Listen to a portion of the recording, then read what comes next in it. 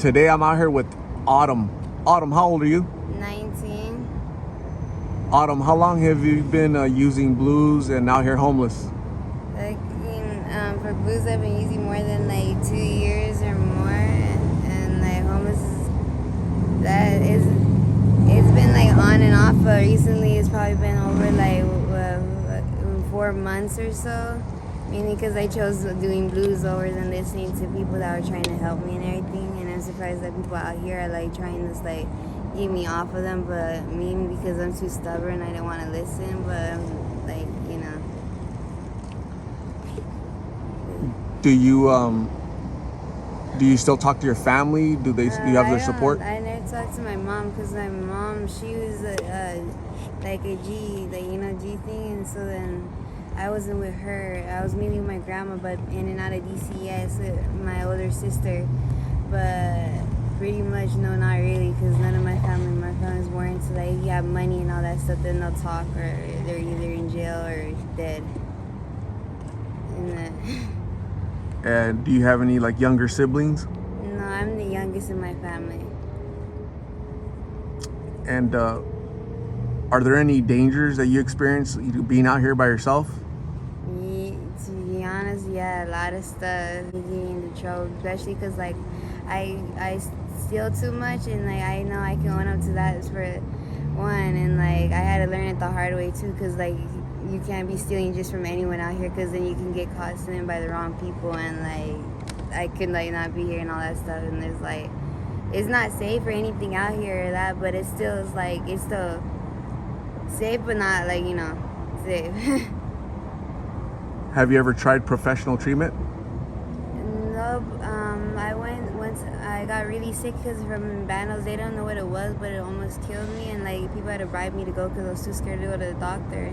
And it was like a whole week, and I had to tell them. And I got treatment for it, like not treatment, but I could have right after. But right when I got back out on the streets and I started doing them again, and then I ended up not like going to treatment or answering the phone calls when they were trying to call me, even though I said to the doctors that I was going to.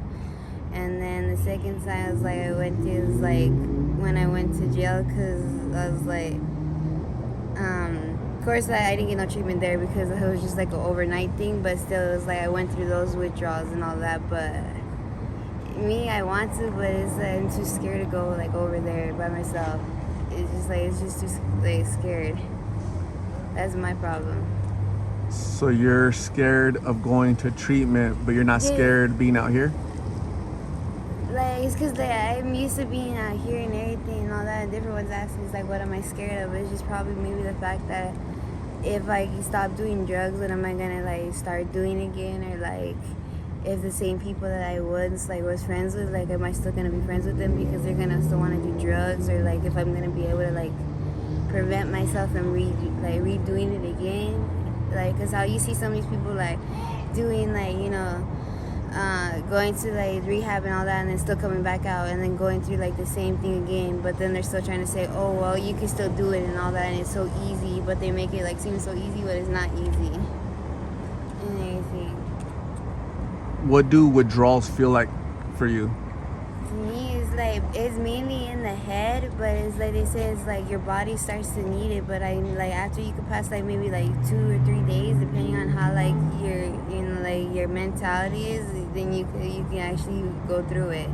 Me, I'm trying to push it because like different ones, they do see it, but like it's still hard for me because like recently it's like 2 days ago I went through it like a day and a half of me doing it, but my stomach was like turning, throwing up. I couldn't keep nothing down. Of course, having to use the bathroom way more and all that stuff, and I just felt really weak, like if I had the flu or something, and I just couldn't get up and everything. That was just it, and like I went through major sweats and like chills. Autumn, when you were younger, what did you dream of becoming as an adult? I went and told my preschool teacher that I wanted to be a princess, but as I got older, I was like, I wanted to be a vet because I love animals. And then when I started getting into like trouble more and more, my PO and all them, like especially the one PO. I thought I would hate his, like, you know, but he was my favorite one. Like, he probably like not like see me out here and like wonder what happened.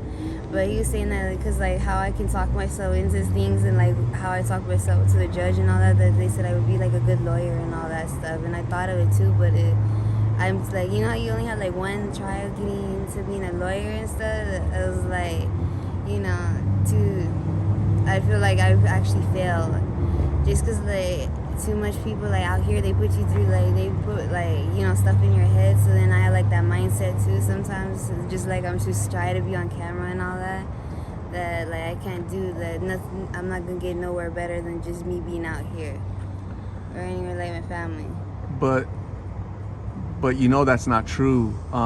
You have the potential to do so much more. If you want to be a lawyer, you're still young enough to be a lawyer. If you want to be a veterinarian because you love animals, there's still a lot of time because you're so young to be a veterinarian and help animals, right? Yeah, I want to go back to school and everything. But me, it's the fact that I got to get off these blues more, too, because I can't be in school like trying to smoke a blue or anything. Or like this one cop told me, name one person that had a good, like, successful life that was on drugs. He's all like, no one. And I was like, yeah, that's true.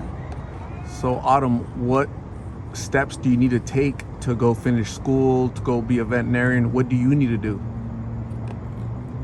One, like, I was talking to the two that are, like, not even that want me off of them, and they're way older than me, and they were, like, over here at, you know, this one, you know, this gas place.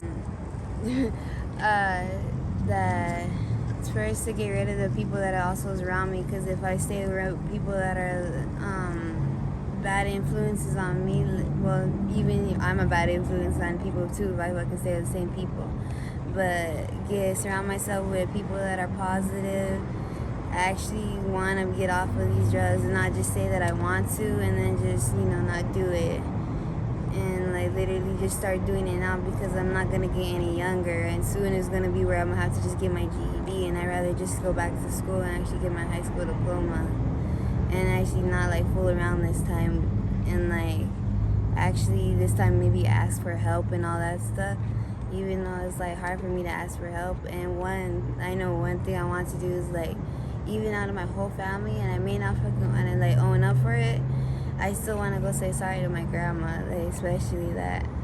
And, like, because she, like, you know, like, she did do stuff and everything, but it's also me who is in the wrong, because they were all trying to help me and all that stuff, and all they wanted me to do was to be off these drugs that could have killed me.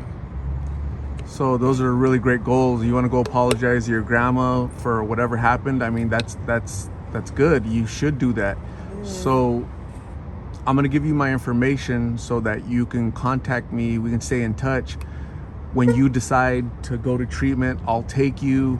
You need to get away from this environment so you don't keep doing the same thing. You just need to make that move and decide to actually stick with it and go get your high school diploma, go apologize to your grandma, go be a vet tech and live a better life, you know, because you're so young. There's so much that you need to accomplish in your life. Out here it's dangerous, right? It's not fun. It's hot. You know, today it was raining, but it's hot normally, and you know, you're not eating, you get sick. You know, people want to take advantage of you, right? So you have to defend yourself, and you know, for your life, you have to fight for your life out here. So that's not healthy at all. So if you keep staying out here, you won't have a chance to apologize to your grandma. You know, so I'm gonna give you my information so we can stay in touch, and it's okay to ask for help sometimes, you know. Don't have that pride, because you know, pride's going to keep you in the same position. So my last question to you is, what would you advise young people out there when you were young? What do you wish somebody would have told you?